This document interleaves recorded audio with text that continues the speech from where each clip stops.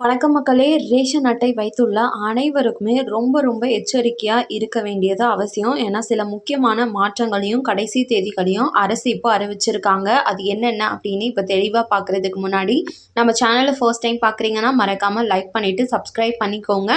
அப்பதான் அரசாங்கம் அறிவிக்கிற அனைத்து உண்மையான அப்டேட்களும் உடனுக்குடனே உங்களை வந்து சேரும். இப்போ வாங்க வீடியோக்குள்ள போயிடலாம். முதலாவது முக்கியமான அறிவிப்பா, அவசர அறிவிப்பா இகேஒய்சி அப்டேட். உங்க ரேஷன் கார்டில் இருக்க எல்லா உறுப்பினர்களோட ஆதார் கார்டும் ரேஷன் கார்டு கூட லிங்க் ஆகி பயோமெட்ரிக் அப்டேட் ஆகியிருக்கணும். அதாவது ஆதார் கார்டு மற்றும் பயோமெட்ரிக் அப்டேட்டாக உங்களோட கை ரேகை வந்து வச்சுருக்கோம். நிறைய பேருக்கு வந்து கை ரேகை விழாத காரணத்தினால ரேஷன் பொருட்கள் வாங்க முடியாமவும் இருந்திருக்கலாம். அதுக்காக இப்போது முக அடையாளம் காணும் தொழில்நுட்பம் மூலமாக அப்டேட் பண்ண அரசு வழி செஞ்சுருக்காங்க.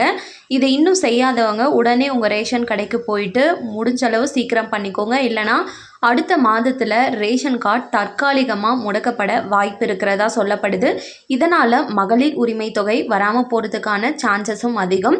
ஸோ இந்த கேஒய்சியை கம்பல்சரி அனைத்து ரேஷன் அட்டைதாரர்களுமே முடிச்சிருங்க. ரெண்டாவதாக புதுசாக கல்யாணம் ஆனவங்களோட பெயரையோ அல்லது குழந்தைகளோட பெயரையோ சேர்க்கணும்னாலோ இல்லை இறந்தவர்களோட பெயரை நீக்கணும்னாலோ இதை உடனே செஞ்சு முடிச்சிருங்க அப்படின்னு சொல்லியிருக்காங்க. இதற்கு டிஎன்பிடிஎஸ் அதிகாரப்பூர்வ இணையதளம் இல்லைனா செயலி மூலமாக ஆன்லைனில் ஈஸியாக பண்ணிக்கலாம்.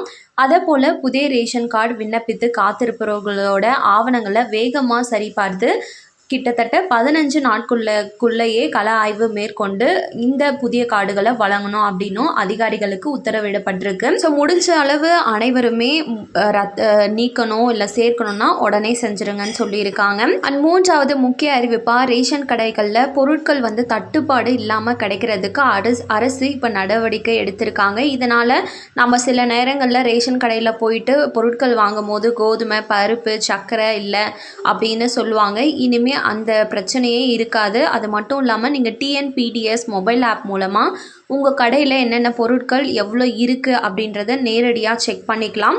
அதற்கான மொபைல் நம்பரும் கொடுத்துருக்காங்க. ஆப் மூலமாகவும் செக் பண்ணிக்கலாம். இது மட்டும் இல்லாமல் நீங்கள் ரேஷன் கடையில் உங்களோட பொருட்கள் திருட்டு போகுது, ரேஷன் கடை வீட்டில் இருந்தே திறந்துருக்கா இல்லையான்னு செக் பண்ணுறதுக்கான சில முக்கியமான நம்பரும் கொடுத்துருக்காங்க. அதை நான் கடைசியில் சொல்கிறேன். ஸோ நீங்கள் இந்த ரேஷன் பொருட்களை 6 மாத காலமாக வாங்காமல் இருக்கீங்கன்னா ரேஷன் அட்டை ரத்தாகிறதுக்கான வாய்ப்புகளும் இருக்குது. ஸோ மகளிர் உரிமை தொகை மற்றும் அரசின் முக்கிய நலத்திட்டங்களும் இந்த ரேஷன் கார்டுகளை வைத்து தான் கொடுக்கப்படுது. நீங்கள் வாங்காமல் இருக்கீங்க அப்படின்னா உடனே வாங்கிடுங்க. ரேஷன் அட்டை ரத்தாயிடுச்சு அப்படின்னா மறுபடியும் நீங்கள் விண்ணப்பம் செஞ்சு வாங்குற மாதிரி தான் இருக்கும். இதனால் மகளிர் உரிமை தொகை ரத்தாகிறது மட்டும் இல்லாமல் நீங்கள் அந்த பணத்தை பெறதுலேயும் நிறைய தாமதங்கள் ஏற்படும். ஸோ முக்கியமாக இதனால் ரேஷன் கார்டில் இகேஒய்சி எல்லாருமே முடிச்சிருக்காங்களா, எல்லா பேர்களும் கரெக்டாக இருக்கா அப்படின்னு ஒரு முறை செக் பண்ணிக்கோங்க. இப்போது என்னென்ன நம்பர் கொடுத்துருக்காங்க, எதற்காக கொடுத்துருக்காங்கன்னு சொல்கிறேன், அதையும் நோட் பண்ணிக்கோங்க. நான் சொல்கிற 2 நம்பரை நோட் பண்ணிக்கோங்க. அதுக்கப்புறம் ரிமைனிங் சொல்கிறேன். 8939222990 அல்லது 9773904050. இந்த 2 நம்பர் ஏதாச்சும் ஒன்று சேவ் பண்ணி வச்சுக்கோங்க. சேவ் பண்ணிவிட்டு உங்கள் ரேஷன் கடையில் என்னெல்லாம் ஸ்டாக் இருக்குது அப்படின்ற விவரம் தெரிஞ்சுக்கணும் அப்படின்னா உங்கள் ரேஷன் அட்டையில் கொடுத்துருக்கக்கூடிய மொபைல் நம்பர்லேருந்து கேபிட்டல் லெட்டரில் PDS கொடுத்துட்டு ஒரு ஸ்பேஸ் கொடுத்துட்டு 101 அதாவது 101 டைப் பண்ணி அனுப்புங்க. அனுப்பிச்சதுமே உங்களுக்கு ஸ்டாக் என்னென்ன இருக்கோ அதெல்லாம் வந்து விவரம் வந்துடும் மெசேஜாக. இப்போ ரேஷன் கடை திறந்துருக்கா இல்லையா அப்படின்னு பார்க்குறதுக்கு சேம் அதே மொபைல் நம்பருக்கு கேபிட்டல் லெட்டரில் PDS அதுக்கப்புறம் ஸ்பேஸ் 102 அப்படின்ற நம்பரை டைப் பண்ணி அனுப்பிச்சிங்கன்னா ரேஷன் கடை திறந்துருக்கா இல்லையான்னு வீட்டில் இருந்தே பார்த்துக்கலாம்.